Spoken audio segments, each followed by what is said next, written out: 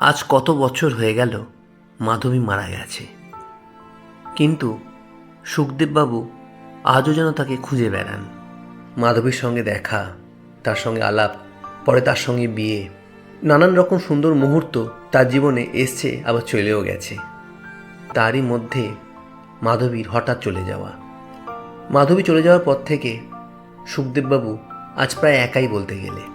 তার 2 ছেলে 1 মেয়ে আছে অবশ্য, কিন্তু সঙ্গিনীকে হারানোর যে যন্ত্রণা তা আজও তাকে তাড়া করে বেড়ায়। 2 ছেলেই কাজে ব্যস্ত, একজন থাকে বোম্বেতে আর একজন বিদেশে। মেয়ের বিয়ে হয়ে গেছে আজ প্রায় বছর 5 হলো, তিনি রিটায়ারও করেছেন আজ প্রায় 10 বছর হলো। আর সেই সঙ্গে নানান রকম শারীরিক পীড়া, একটা চোখের দৃষ্টিও প্রায় ক্ষীণ হয়ে এসছে। তারই মধ্যে উনি বেঁচে আছেন তার স্ত্রী মাধবী এবং তার অনেক সুন্দর সুন্দর ছোট ছোট মুহূর্তকে আঁকড়ে ধরে রেখে। সেই দিনগুলো আজ অনেক আগেই চলে গেছে, কিন্তু তার ভালোবাসা, তার স্নেহ, তার মায়া, তার মোহ সেই দিনগুলো ভুলতে দেয়নি। তাই যখনই তিনি কোনোভাবে আঘাত পান বা মনে কষ্ট পান, তখন তিনি সেই স্মৃতিগুলোকেই আঁকড়ে ধরে রাখেন। কারণ তিনি জানতেন যতদিন না মৃত্যু তার কাছে আসছে ততদিন তাকে এইভাবেই বেঁচে থাকতে হবে।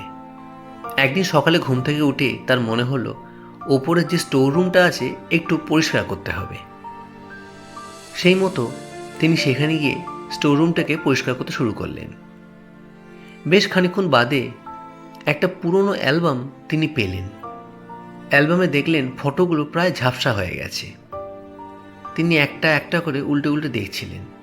দেখতে দেখতে তার নজরে পড়ল 2টো ফটোর মাঝখানে একটা কাগজের টুকরো আটকে আছে। কৌতূহলবশত তিনি সেই কাগজটাকে বার করলেন, আর বার করে কাগজটা যখন খুললেন, তিনি যেন আকাশ থেকে পড়লেন।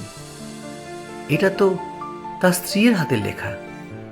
খুবই সংক্ষেপে তার স্ত্রী তার জন্য কিছু লিখে গেছেন। তাতে লেখা আছে, তুমি তো জানো আমার সময় খুব বেশি নেই হাতে।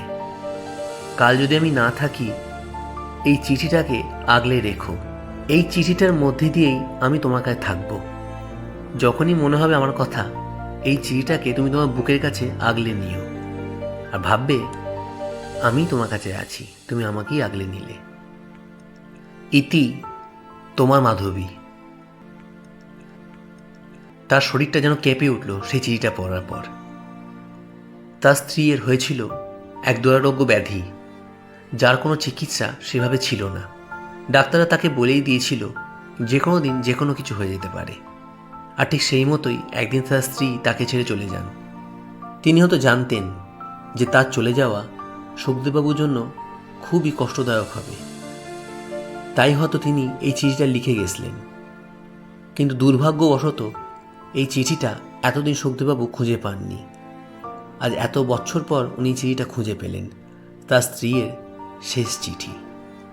তারপর থেকে তিনি তার জীবনে সেই চিঠিটাকে আগলে রাখতেন, এবং সেই চিঠিটাই ছিল তার মৃত্যুর শেষ দিন অবধি তার জীবনের সবথেকে অমূল্য সম্পদ। এই ঘটনার ঠিক 1.5 বছরের মাথায় সুখদেববাবু মারা যান।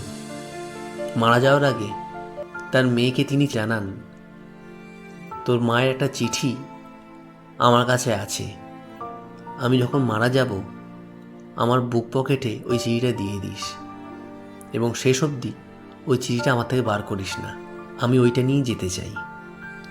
তার মেয়েও তার শেষ ইচ্ছা মতো সেই চিঠিটা তার সঙ্গে দিয়ে দেন।